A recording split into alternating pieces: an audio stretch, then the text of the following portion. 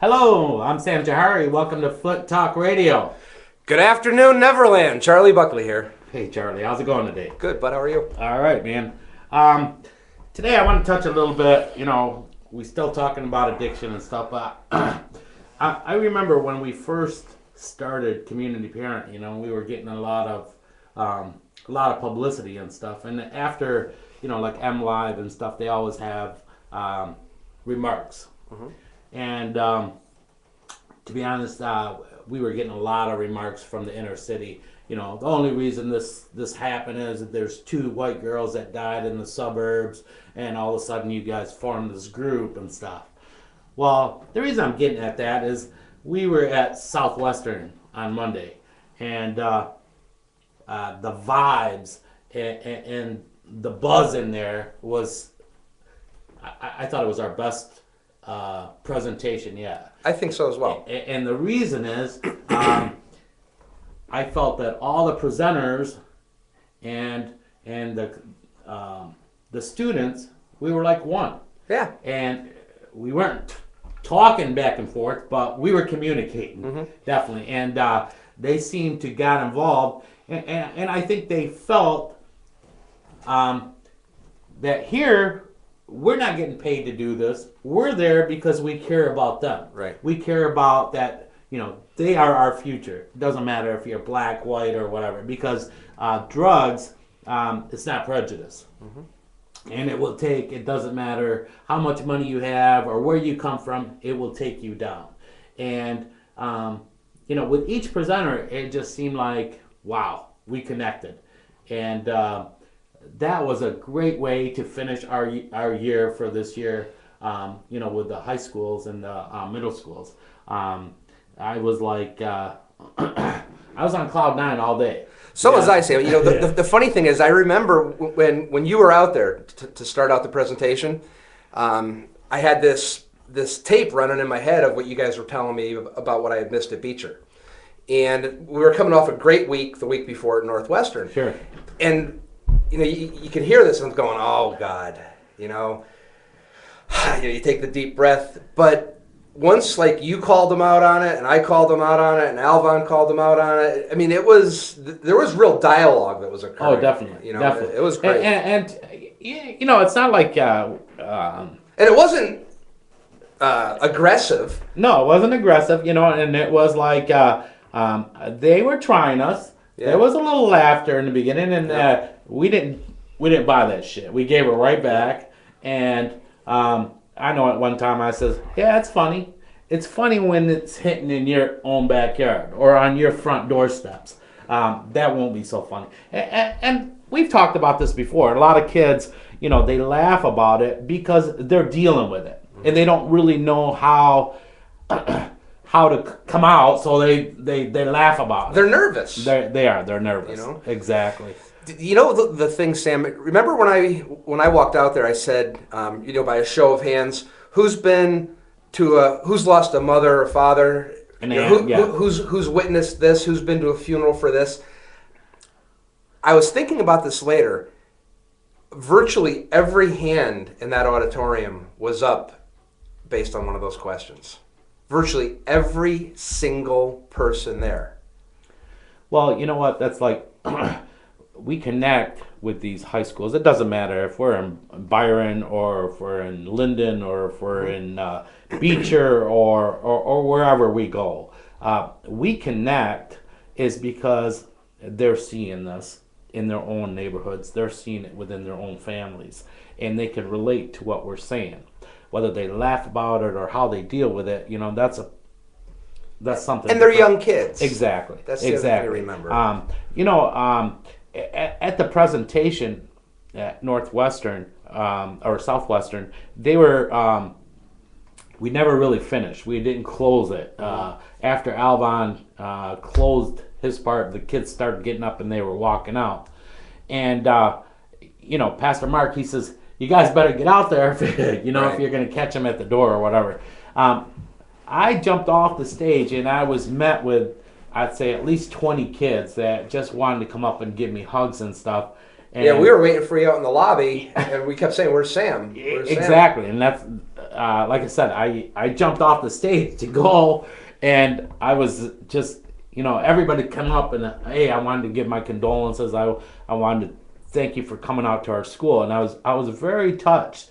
And like I said, that whole day it was just I was very touched by everything that went on at that school, and the way the presentation went. Because of Beecher, we've been trying to get into the inner city for 3 years, and we had this resistance.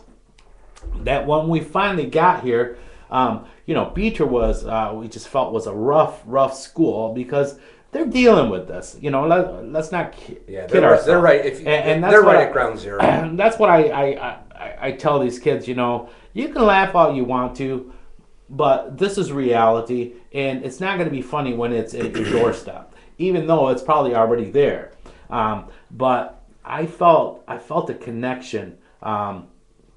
Lot more with the Flint schools than I've felt outside, even though I feel that in the inner city, I feel the dope that's coming into the inner city. It's more the dealing part. Mm-hmm. It's more the selling part. It's more the gangs. That's like I told the one kid, you can laugh all you want to, but I'm sure the gunshots that you hear every night, mm-hmm. Okay, that's what it deals with. That's what it deprives or arrives from, is from the drugs. Sure. That's coming through Flint.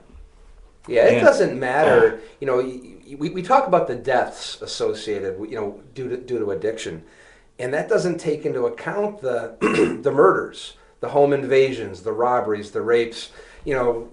If you were to really add up all the numbers, the number would be staggeringly higher.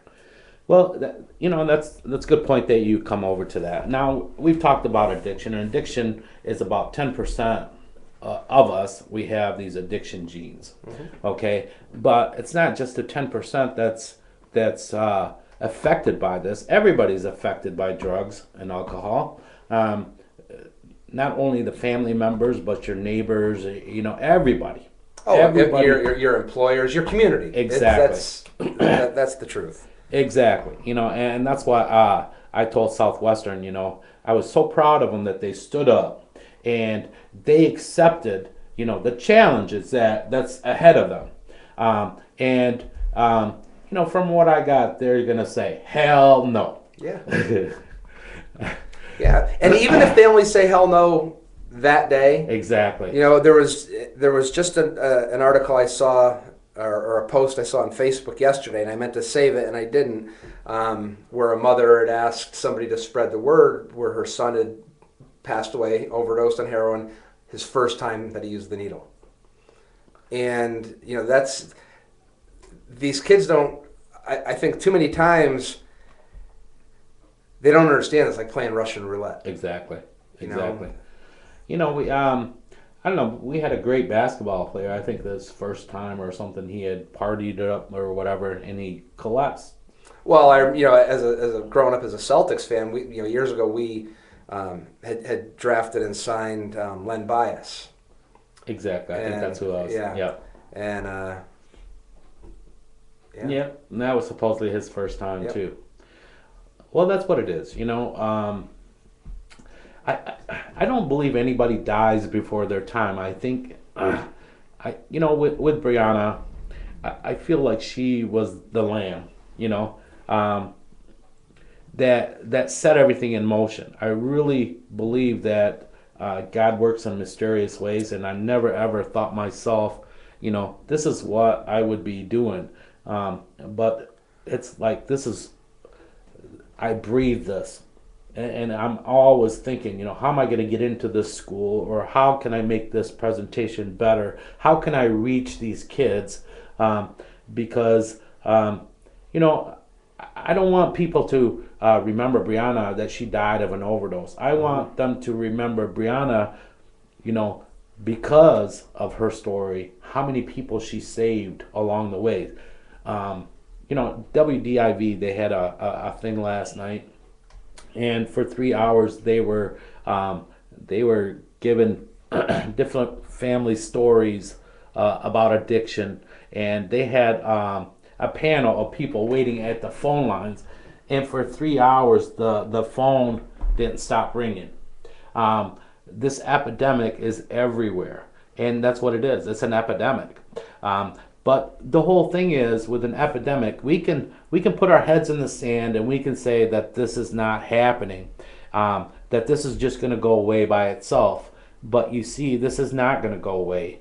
This is just going to keep getting worse and worse. Because if 10% are addicts, then the other 70 or 80% is everybody is affected by drugs and alcohol.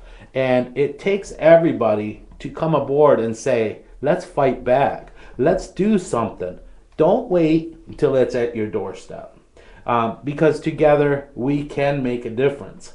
And we're not here to just talk to hear ourselves talk. We're here to get the message out that this epidemic is not going away.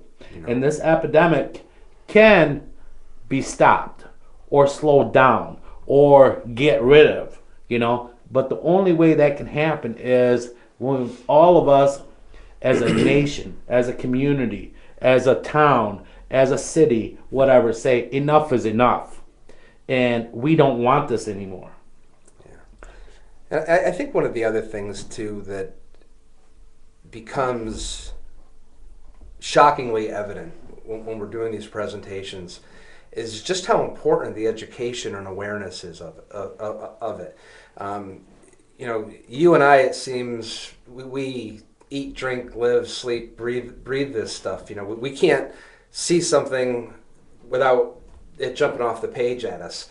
And we forget sometimes, these kids are familiar with heroin and every term that it's referred to, but if you say opiate, a couple of them are like, "What's an opiate?" No, but I mean, that's exactly.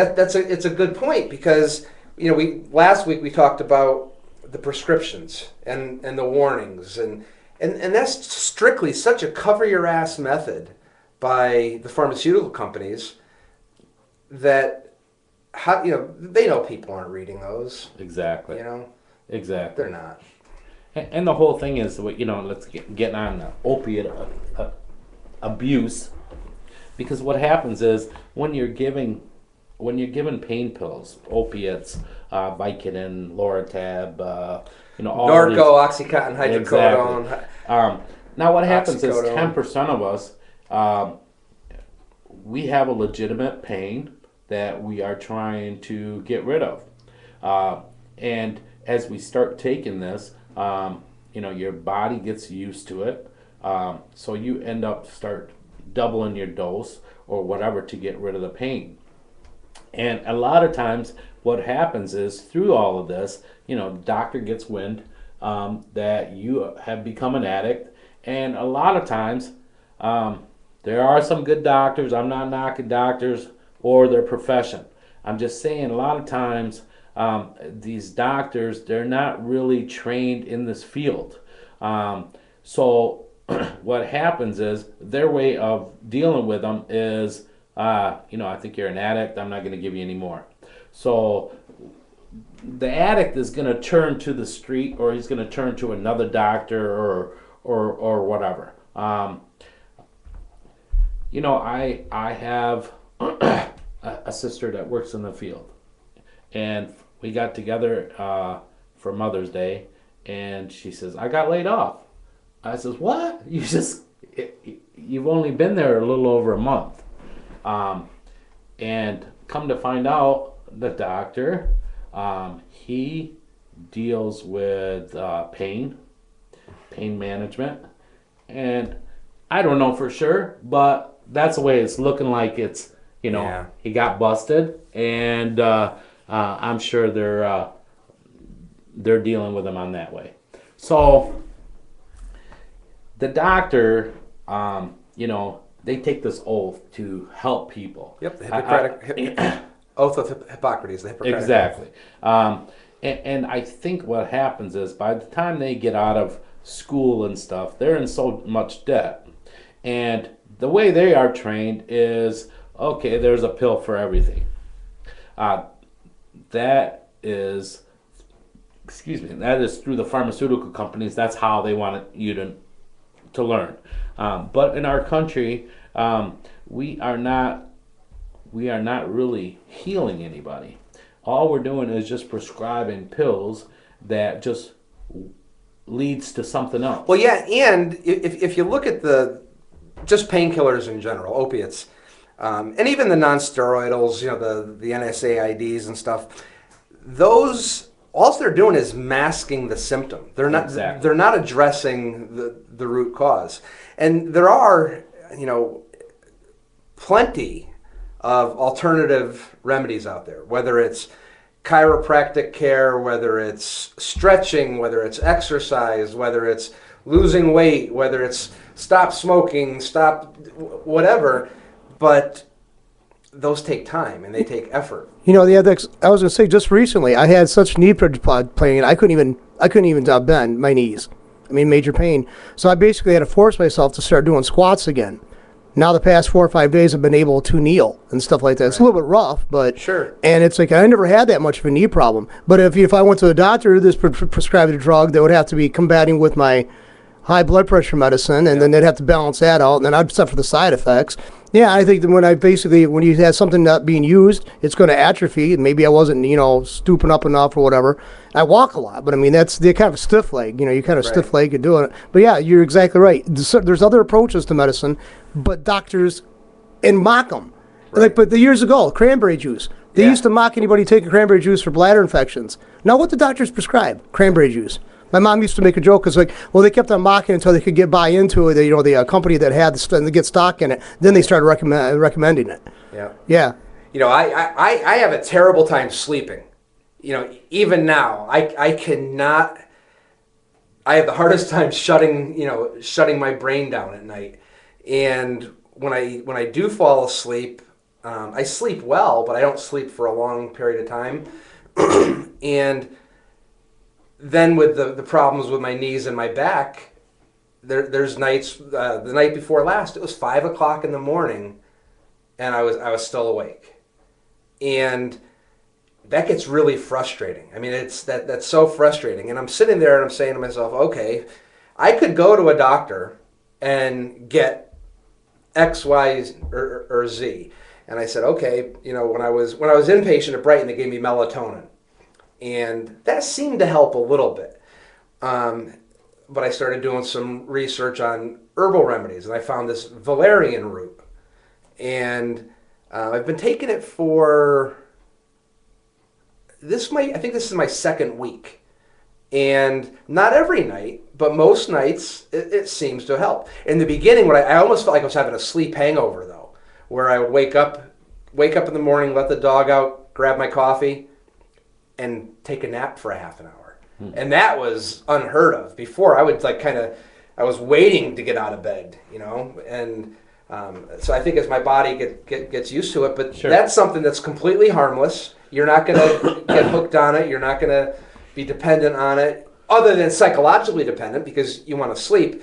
But I'll take some psychological dependence to get a good night's sleep. Well, you know what? I think caffeine, whether it's coffee or whatever, I know if I don't have a couple cups of coffee, towards the end of the day, I start getting this headache.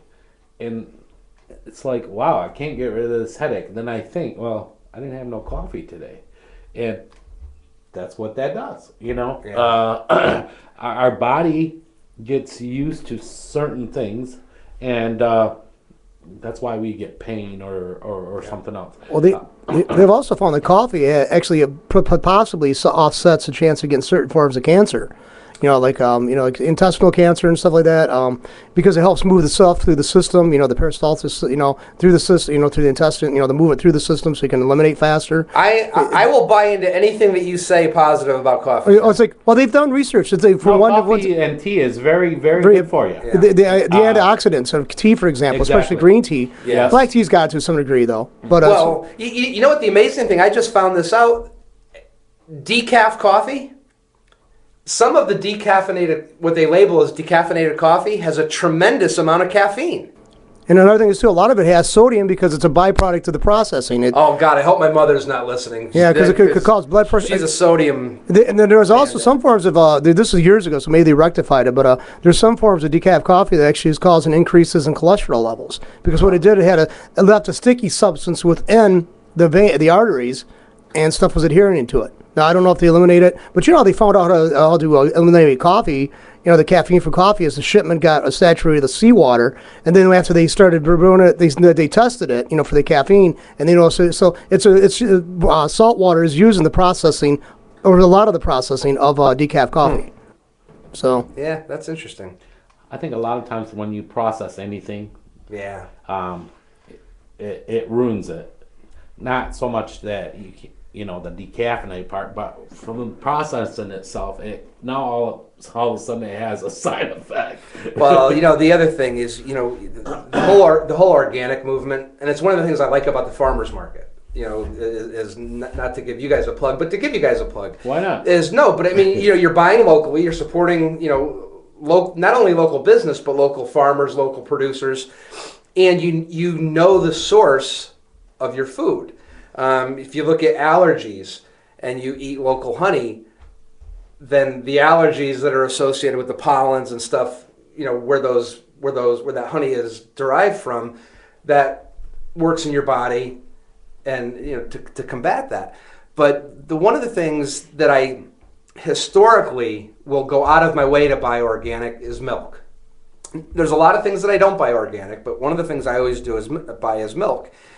And the frustrating part is, you can go into Kroger, I'll pick on Kroger, and a gallon of regular skim milk is $2.99. A half a gallon of the Horizon Organic is $5.29. So it's 5 times the cost. Yep.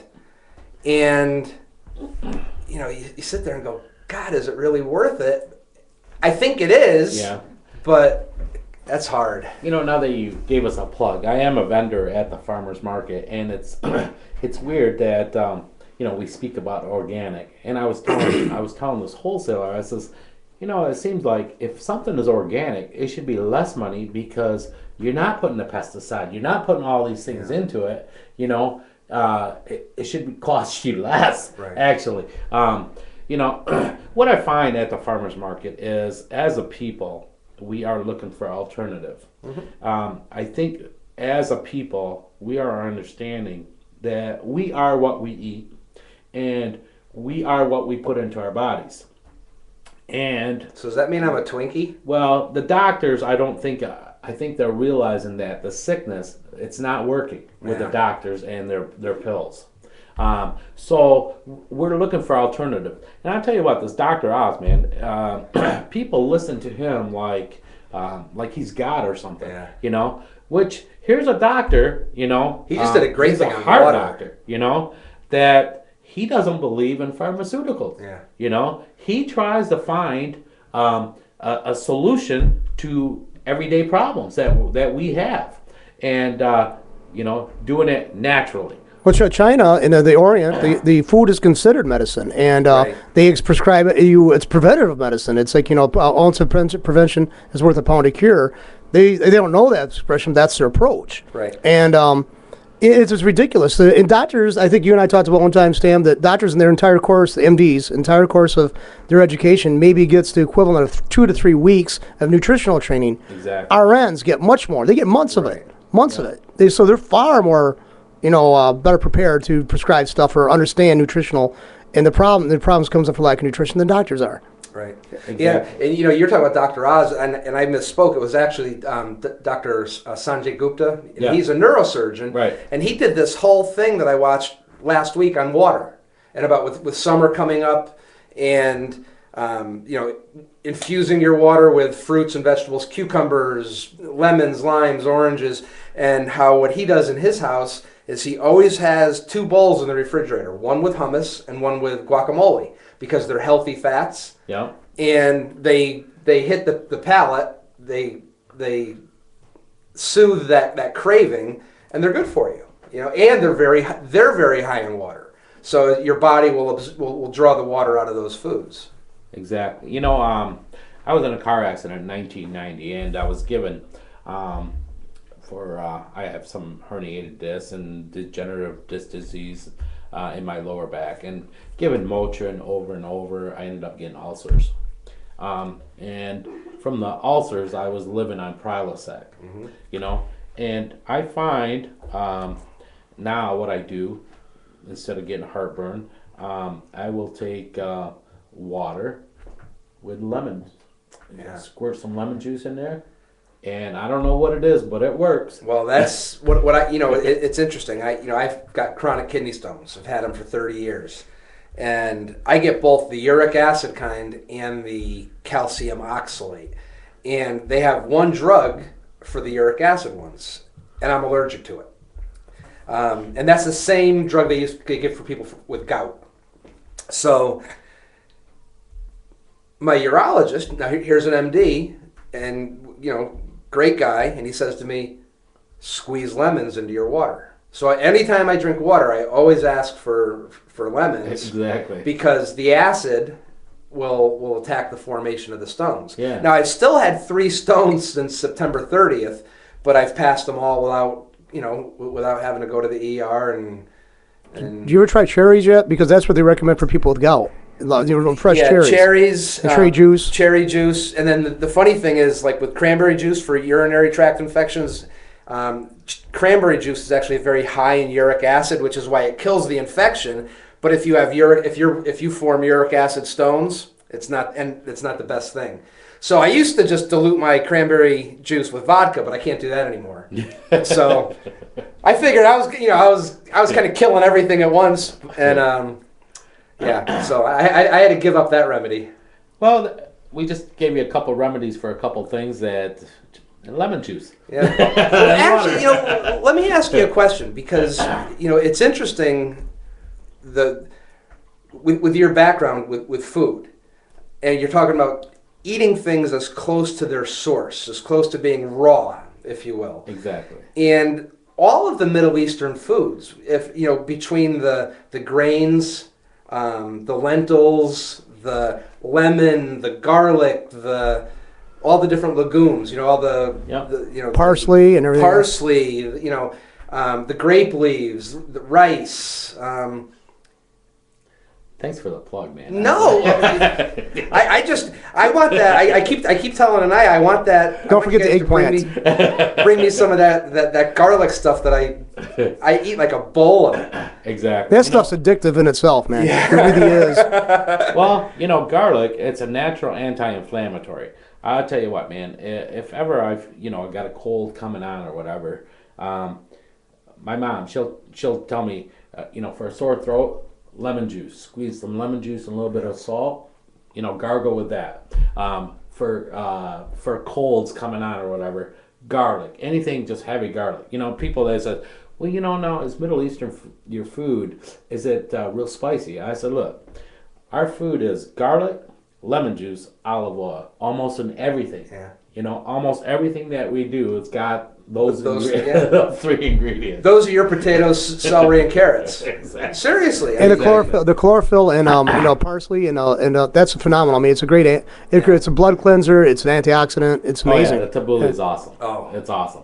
And it's very filling, just for being a salad, it's very filling in itself. Actually, I had one customer, that's all he was doing was the tabbouleh salad, and he lost over 100 pounds. Well, even if you think about people like, I'm a carb freak, I love breads. Well, the difference between eating the Middle Eastern bread and eating any and there are some good breads out there. If you go to Great Harvest, sure. Scott and Tanya, they make some great breads. Yep. They're milling their own they're wheat. Right across from us. Yeah. No, there's another plug, but you know what I'm saying. There's good breads, but the density. Yeah. With the Middle East, whether it's the pita or any of the other, I don't know what you could call it, the bread that you wrap the.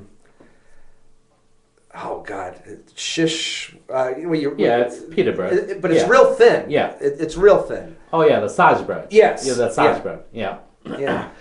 So, and then I don't know what you guys do as far as gluten, and you hear that's another big buzzword right now is gluten this and gluten that. Yeah. And what's the thing is too, my mom made a point about flour, but this is 20 some years ago. They get to get the grains, they process it, they take out 14, take out 14 nutrients with the processing, add 8 more and call it enriched. Well, it's like then the gluten. Let's face it, some products you can't make without gluten. Where's this gluten allergy coming from? We've been eating wheat and stuff for millennia. Yeah. Where's this gluten allergy coming from? I didn't realize, I think it was you last week, I didn't realize that gluten was an additive. I thought that was naturally occurring in the wheat. And well, in some wheats, some forms of wheat, there is more present, I think, naturally. I think they do add gluten because they know people want to make certain things with it. Well, it's a protein. But what happened is, in the 1960s, what happened is, in our flour, the way they started processing it, it used to have a little gluten in it. Now it's got so much gluten in it, and that's why all this sickness is coming about. That they, in the processing, they've added all this gluten to it. And I was told that this is a protein, we need this, but in the 60s, one guy was telling me that he read somewhere, it's kind of like they addicted us to the flour, right. And they put all this additive or the gluten in it, and that's why we got all these sicknesses all of a sudden. Well, there are so many things with the grains, and you look at rice is such an amazing food, and the difference between white rice and brown rice, from a nutritional standpoint, is night and day. And I happen to love brown rice. And you think they go through extra work to make white rice by stripping the bran and the hull. Sure. And it's terrible for you, compared to brown rice. Right. And then it's gotten a lot of buzz the last few years, but the super grain, and depending on where you are, it's either called quinoa or quinoa, depending on who you hear say it. But now you see it everywhere, or you're starting to see it everywhere. I carry it, as a matter of fact. See, I didn't even know that, Sam. But it's delicious. That's what I'm telling you. Is what happens is Dr. Oz, he will speak of something, and all of a sudden people come rushing looking for this, and I'm like, what is this? How did you hear about it? Oh, Dr. Oz. It's like, okay, then I'll do my homework and I'll find it. Right. What you want. Another plug too. You sell turmeric too in large amounts of it. Oh, that's definitely. That stuff's amazing. Yeah. With my knees and my back, everybody keeps telling me turmeric as far as anti-inflammatory and for your joints. And the problem is, as a spice, it's a very expensive spice. Yeah. And even in pill form, capsule form, it's very expensive. But like turmeric, cardamom, used in a lot of the Indian foods. But that's another one. Saffron threads. That's like gold there. Yeah, saffron, cardamom, turmeric. They're great, but they're very expensive. Yeah, that crocus stamens, I think it is, or that's what saffron's made of. That's higher price than gold. Yeah, yeah. That's higher price than gold. The good stuff, anyway. A gram of saffron sells for $7. But you only need a little bit. You only need one hair. Right. It's the hairs of a flower that's grown in India. Different type of crocus, crocus, yeah. But, God put everything on earth for us. And I think a long time ago, we used to live 150, maybe 200 years, But man come along in this greediness, has messed up our water, messed up our air, and messed up the food that we eat. We don't get the same nutritional values that we used to. Even with the medication. The medication, that's where it came from. A lot of the herbs and aspirin. Exactly. That from the willow. I think it's from the willow tree. The bark. From the willow. The aspirin. You don't see anything from the willow or wherever it originated from. Yeah. Why? It's because of the greed and let's make as much money. And here's the thing. Now something natural that didn't have any side effects because it's synthetic. Now it's got tons, of side effects. Right. So like Marinol, which is a chemically pure form of marijuana they give to people for like cancer, when they're going through chemotherapy. That stuff, so I mean, I've had friends who smoked weed, then were going through cancer, did the Marinol, and they felt like zombified because they all they do is pull out one or two compounds. It's Right. it's not encased in the entire package, so you don't get the benefits that actually buffer from against it in the natural plant. And people don't understand that. They say, well, we can isolate it, make Marinol. Why is it always got to be synthetic stuff to be valid? I don't understand that point. No. well, it's pharmaceutical wants to make their money, Yeah. and yeah, they're just a glorified drug dealer, really. Oh, that's all. you know, big time.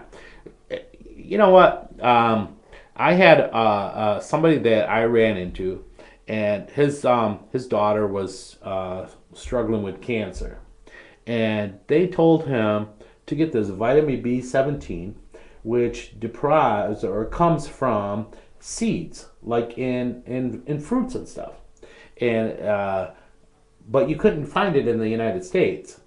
Now, where you find it was you go across the border to Mexico, and they would have it there.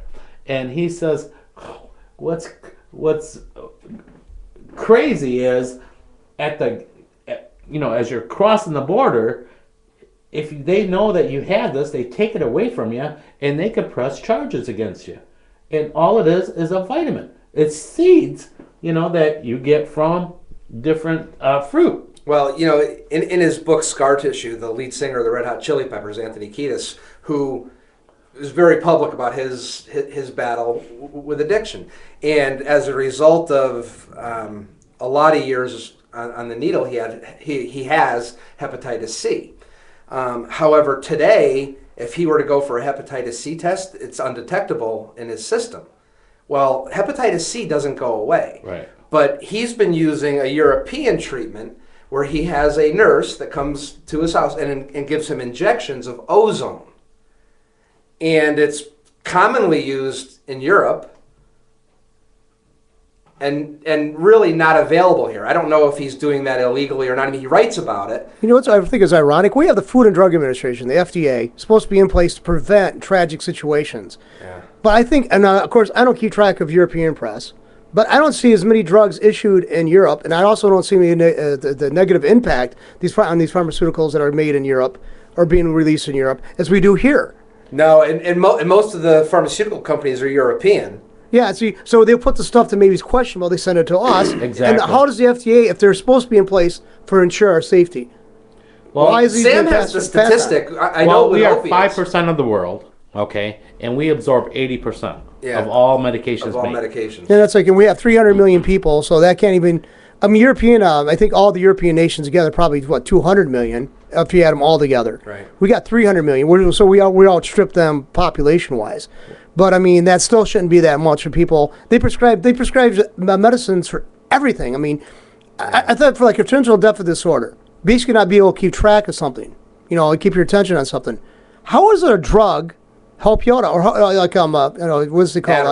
Adderall. The other one, obsessive compulsive disorder. Well, I have that, but mine is CDO, so the letters are in the order they're supposed to be in. Goes along with dyslexia. Right? But I mean, how does a drug prevent you from being obsessed with things? I guess one person said, well, it highlights your behavior. Well, how does a drug highlight your behavior in your own mind? I have a hard time with that because, I don't know if that's a good fit. I mean, if it's a behavioral approach, I think a behavioral approach would work better and have less impact on the body than a simple prescription of a drug. Yeah. Well, there was a comedian years ago that was said, about drugs highlighting somebody's personality, and he said, well, what if you're an asshole to begin with? Well, how Robert Williams said, he said when he went through Betty Ford Clinic, he goes, yeah, without alcohol, you figure out you're the same asshole, you just have fewer dents in your car. My father was in the hospital for pneumonia, and they wanted to release him to go home, but for like 2 days he couldn't get his medicine intravenously. They kept sending people up, and if it worked, all of a sudden his hand is swelled up because, So anyways, they says, well, we're going to send you home.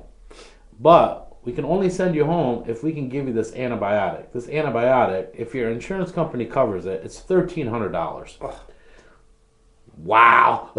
Well, luckily it was. They agreed they were going to pay it, and they sent him home with this very high antibiotic, high dosage of this antibiotic. Well, the antibiotic ended up having some kind of side effect to it. But the whole thing is, here in America, it costs so much for these medication. We can go across the border, and a lot of times we can get the same medication less than half of what it would cost us here. And what I find is that our doctors, they love it when you have good insurance. Oh, what's the first question when you go to make an appointment with a doctor before anything? What kind of insurance do you have? Exactly. And the whole thing is you are going to pay, your copay before you are seen. Right. Oh, step on up. Okay, it's $25 today. How are you going to pay for that before they see you? Right. It's gotten so crazy that it's not about healing or about taking care of people anymore. It's about the mighty dollar. Well, in the United States, and I've brought this up the past few weeks, that's a topic for a whole nother show, but it's tort reform. Because we don't have any tort reform, these... You know why?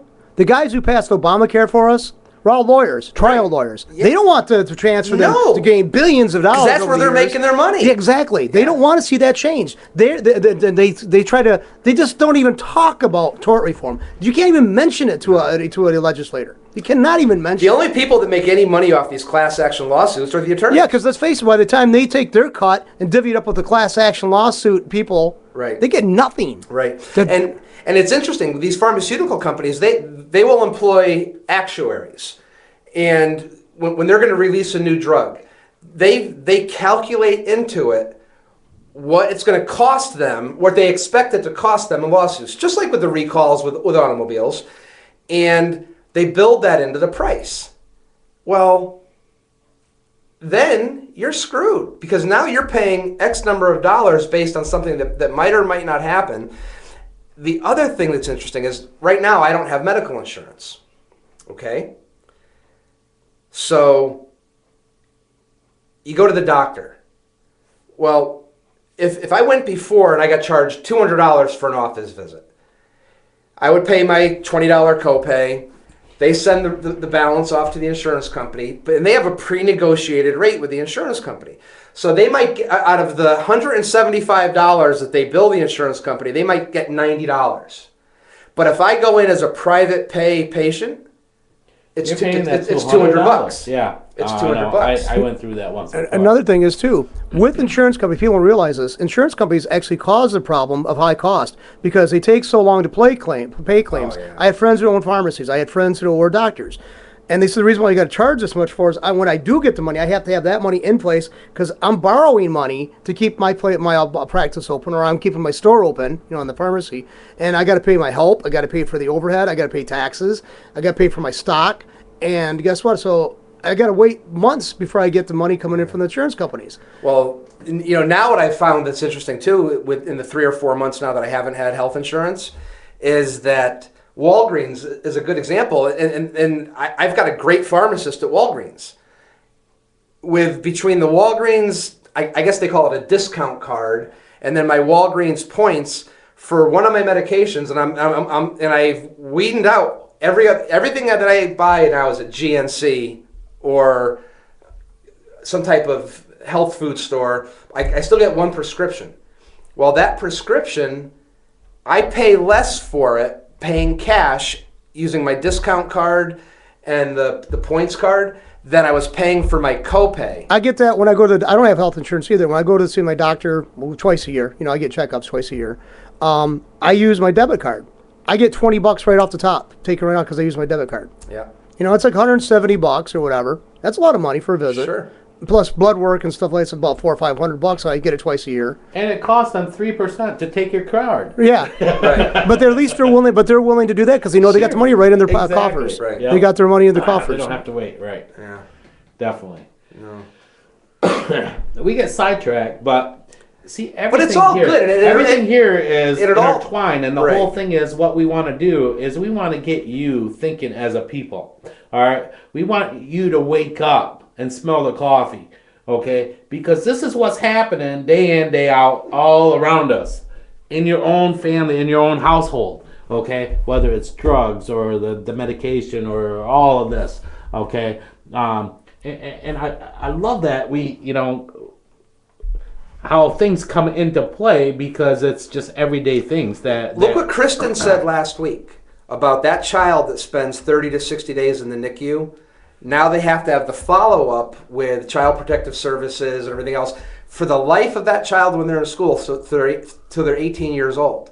And how that, instead of, what John has said, an ounce of prevention, instead of spending X number of dollars on prevention, now we spend millions of dollars.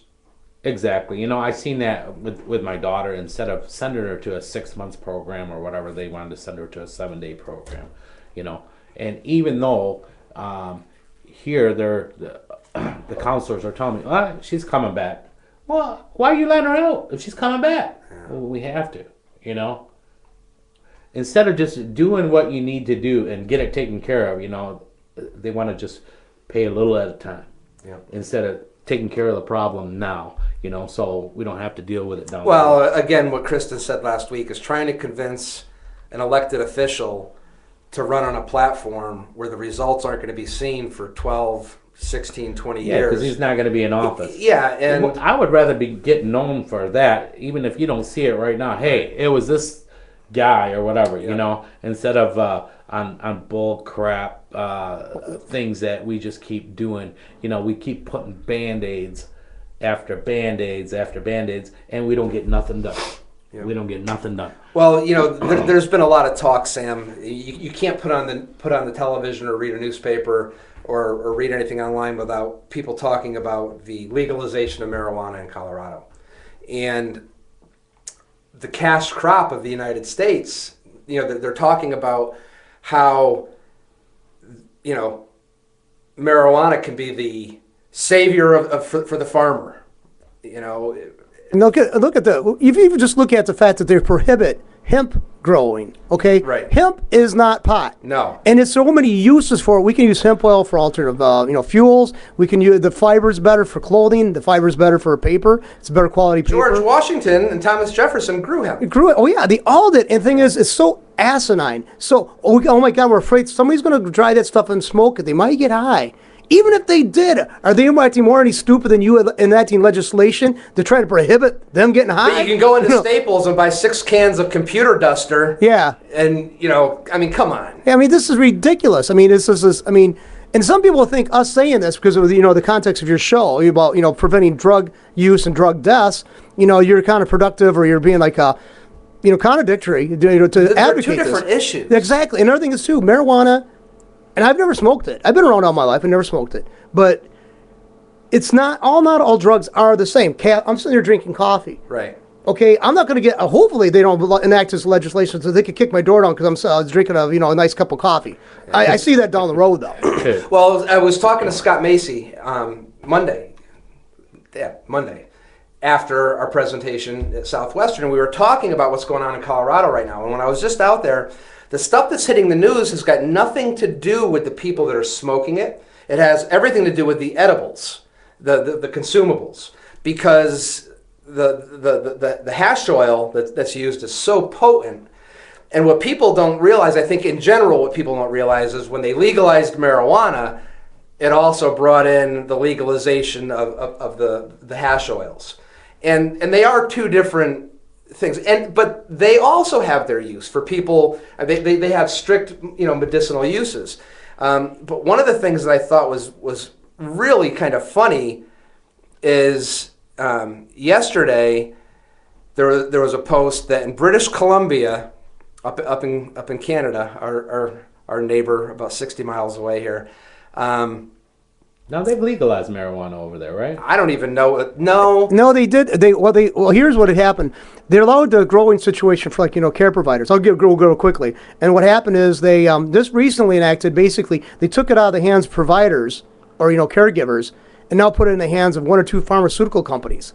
So basically, they're being the same route they're trying to do here in Michigan. Like Shooty is trying to eliminate the caregiver situation, and the dispensaries and stuff, because they want to pay off on the pharmaceutical companies, and they think that we can't let people just make this stuff because the quality control that's already been addressed, especially with the Compassion Club here in Genesee County. They actually encourage testing. They have testing facilities right there to test the product that these caregivers are providing. So all that stuff's going to drop away because every industry, it's the people who are well placed in it advocate for testing, like the meat industries. They prove it. Once they got into place, they said, "Look, our competitors don't have it, we do."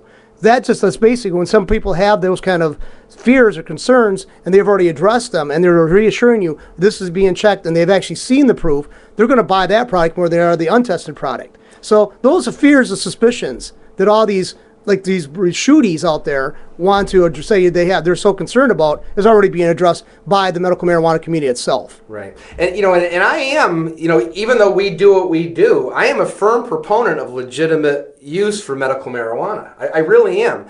And somebody who suffers from chronic pain with the knee issues and back issues and sleep issues, I really think I would benefit from it. But I am right now at least so scared to death because it was pounded into my head that a drug is a drug is a drug is a drug is a drug, that... Okay, but we go to doctors who prescribe stuff we know eventually I understand that. Us. But I've gone to the other extreme with the doctors now where I don't take... Okay, but the way I look at it, and I've, again, never smoked a joint in my life. I don't understand people just want to and get high. I don't understand that concept. Oh. But even if they did just get baked every day, if you took a liver enzyme sample or whatever and tested it, they'd be functioning fairly normal. Right. Exactly. And they don't have diminished capacity or anything else. So all drugs are not created equal. No. Sanjay Gupta, he did a thing on the marijuana, and he says, well, he's talking to this one guy that uses medical marijuana, and this guy, I don't remember exactly what he had, but he gets to a point where it's like he can't talk. And he starts getting like shakes and stuff, and from one hit of the marijuana, you could see like all of a sudden he can talk. Right. The shakes are gone and stuff. He says, well, he's talking to the guy. He says, "Can we go for a ride?" They want to say that you can't drive and be buzzed. He said, "Yeah, let's go." He says, "This guy seems to drive just fine." That's like any other. That's like any other drug. Initially you probably shouldn't drive, but after a while you get used to side effects. Look at all the prescription drugs. They should be out there. The cops should be out there in the parking lot of Walgreens up here in Dort and Davison. Oh my God! Pulling people over because there are probably people really out of it getting their medications. Yep. Yeah, I had some really, in hindsight, some really bad experiences. Because of the prescription drugs. Sure. Were just amazing. But what I was going to say is, up in Canada, the British Columbia Pain Society opened Canada's first marijuana vending machine. And they've got it all labeled. It's $50 for a half an ounce, and they've got Master Kush, cotton candy, and there was a local rapper that he said... Is that the Bieber? No. Did you see why he got arrested? Yeah. It's the theft was a cell phone because the lady was trying to take his picture. The lady took his picture. Yeah. But there's a local hip hop artist, Ray Gill, spoke Monday on a YouTube video promoting the new machine. He said half an ounce for $50, which is unthinkable in the city. It's like they're just giving it away. Yeah. My wife, she went to take the SurfSafe test, which anybody in the restaurant industry. Everybody in the restaurant industry. Now, here's the SurfSafe test. It says you cannot get your vegetables and fruit from a local farmer. Yeah, that's... Well, what the hell? You're supposed to be there to help the farmer, because they don't use pesticides or... I buy all of my eggs from that little farm on Hill Road.